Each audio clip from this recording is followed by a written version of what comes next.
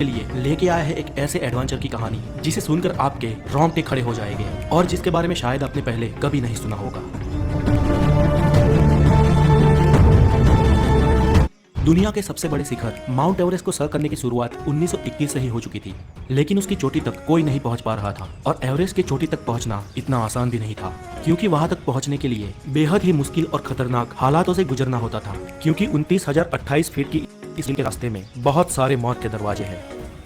इस मिशन में कई लोग असफल हुए, कई लोगों ने अपनी जान गंवा दी और बहुत सारे लोगों का शव तो आज भी उस बर्फीली चट्टानों के भीतर दबा पड़ा है, जिसे आज तक लेकिन फिर भी साहस के शूरवीरों ने हिम्मत नहीं हारी और वो एवरेस्ट की चोटी तक पहुंचने का लगातार प्रयत्न करते रहे। इन कई सारे साहस वीरों में से ही एक थे नेपाल के शेरपा तेनसिंह।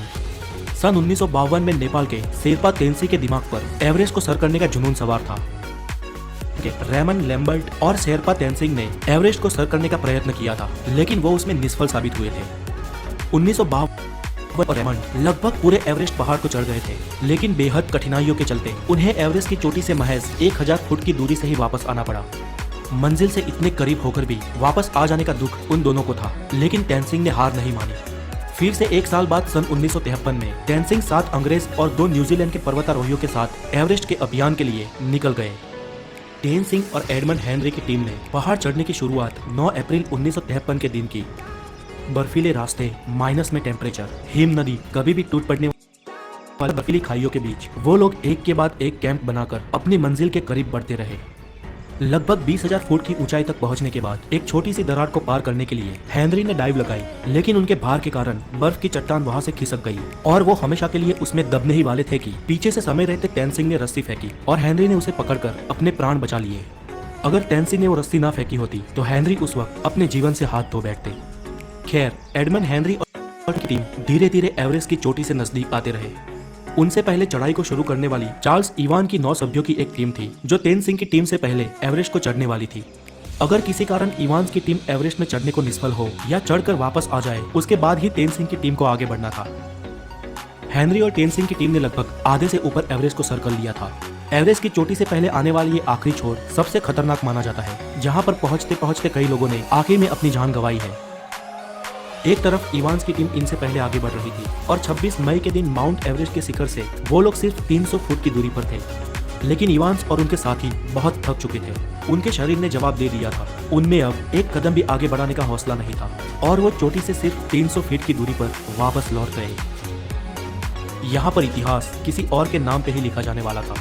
इवांस की टीम के पीछे लौटते ही अब तेनसिंह और हेनरी की टीम को आगे बढ़ना था। रात में सोने के बाद सुबह तेनसिंह और उनकी टीम ने अपनी मंजिल की तरफ कदम बढ़ाए। तापमान -27 डिग्री सेल्सियस था, परिस्थिति बहुत कठिन थी, फिर भी इन साहसिकों ने हिम्मत नहीं हारी। वो कुदरत और अपने शरीर की कठिनाइयों का सामना करते करते एक के बाद एक कदम आगे बढ़ाते गए और सुबह के 9 बजे वो लोग दक्षिण शिखर तक पहुंचे। धीरे धीरे ऑक्सीजन खत्म हो रहा था और अब उनके पास उतना ऑक्सीजन भी नहीं था कि वो इस पूरे अभियान को ठीक से खत्म कर सके। तेनसिंह की गति धीमी हो रही थी, उनके पांव धीरे धीरे भारी हो रहे थे। कुछ यही हाल हेनरी का भी था। हेनरी ने तेनसिंह की तरफ देखा, उनको कुछ समय के लिए रोका और उनके ऑक्सीजन की नली को साफ किया, क्योंकि उनको सांस लेने में भी तकलीफ हो रही थी। वो लोग एक के बाद एक ऐसी आने वाली कठिनाइयों को मार देते रहे और अपने कदम एवरेस्ट की चोटी तक बढ़ाते रहे और आखिर में 29 मई 1953 के दिन शेरपा तेनसिंह और हेनरी का नाम इतिहास में दर्ज हो गया, जब वो सुबह के 11:30 पर दुनिया की सबसे ऊंची चोटी 29,028 फीट यानी 8,848 मीटर की ऊंचाई पर पहुंचे। तब उनकी खुशियों का कोई ठिकाना नहीं था। ये एवरेस्ट की चोटी के कुछ रियल वीडियोस हैं जो किसी भी इंसान को मंत्रमुग्ध करते हैं।